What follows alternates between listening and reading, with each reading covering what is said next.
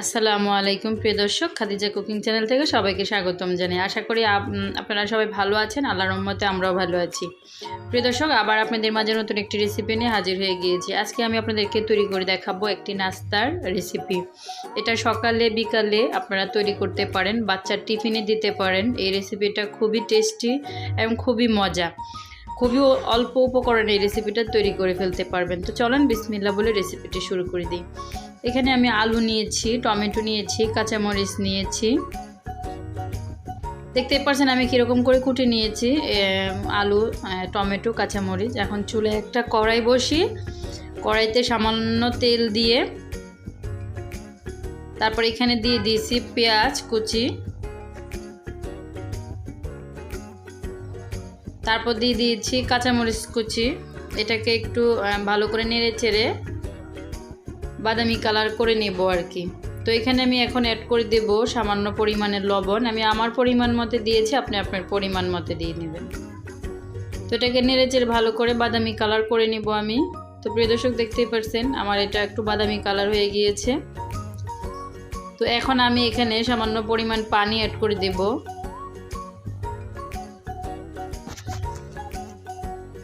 এখন আমি একে একে মশলাগুলো অ্যাড করে দেব। আমি দিয়ে দিয়েছি হলুদ গুঁড়ো, মরিচের গুঁড়া।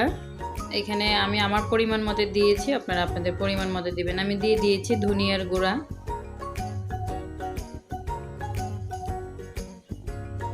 একটু ভালো করে কষিয়ে নিয়েছি, দেখতেই পারছেন মশলাটা। এখন আমি এখানে টমেটো, আলু একসাথে আমি অ্যাড করে দিয়েছি।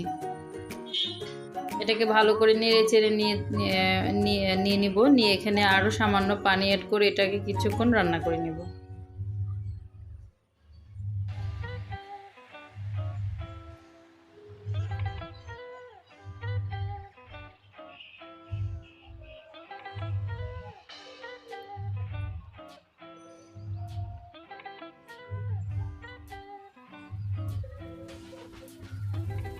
একটা ঢাকনা দিয়ে ঢেকে দেব, ঢেকে কিছুক্ষণ রান্না করে নেব। এদিক দিয়ে আমি চালের গুঁড়ি নিয়েছি, চালের গুঁড়িটা আমি একটু রেডি করে নেব।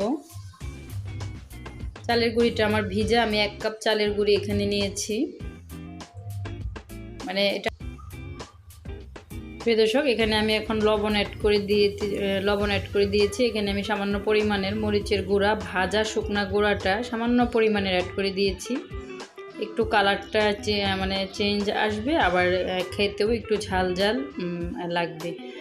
তো খুবই মজা এই রেসিপিটা, অবশ্যই আপনারা তৈরি করে খাবেন, আশা করি ভালো লাগবে। তো এটাকে ভালো করে অল্প অল্প পানি দিয়ে ভালো করে, দেখতেই পারছেন, ভালো করে মেখে নিচ্ছি। চালের গুঁড়িটা যত অল্প অল্প পানি দিয়ে করবেন তত স্মুথ হবে, খুবই আটা খুবই স্মুথ হবে। দেখতেই পারছেন আমি একটা খুব সুন্দর একটা ব্যাটার তৈরি করে নিয়েছি। কীরকম আমি ব্যাটারের ঘনত্বটা রেখেছি আপনারা দেখতেই পারতেছেন, খুবই পাতলা রেখেছি। আপনারা তো দেখে বুঝতেই পারছেন হয়তো বা।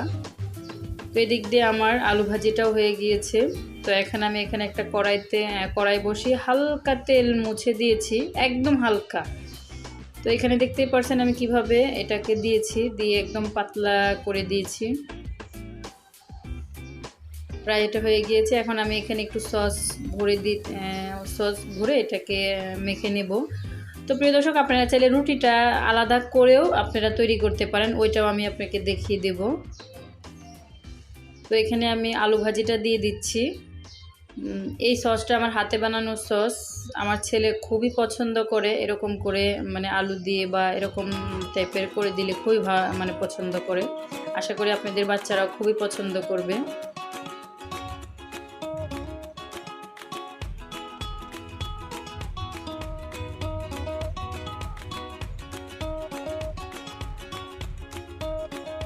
দেখতেই পারছেন প্রিয় দর্শক, আমার রেসিপিটা হয়ে গিয়েছে। তো এখানে আমি এখন আলাদা করে প্লেটে নিয়ে নিয়েছি।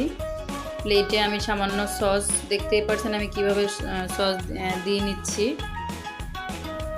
এরকম করে সস দিয়ে তারপর এখানে আলু ভাজি দিয়ে আপনারা আলাদা করে রুটিটা করে একটা প্লেটে করে আপনারা এরকম করে বল্টিয়ে দিতে পারবেন। দেখতেই পারছেন একদম পুরো ছিদ্র ছিদ্র হয়েছে রুটিটা, মানে এটা বের হয়ে যাচ্ছে। সসটা দেখতেই পারছেন, এটা কিন্তু খেতে অনেক মজা।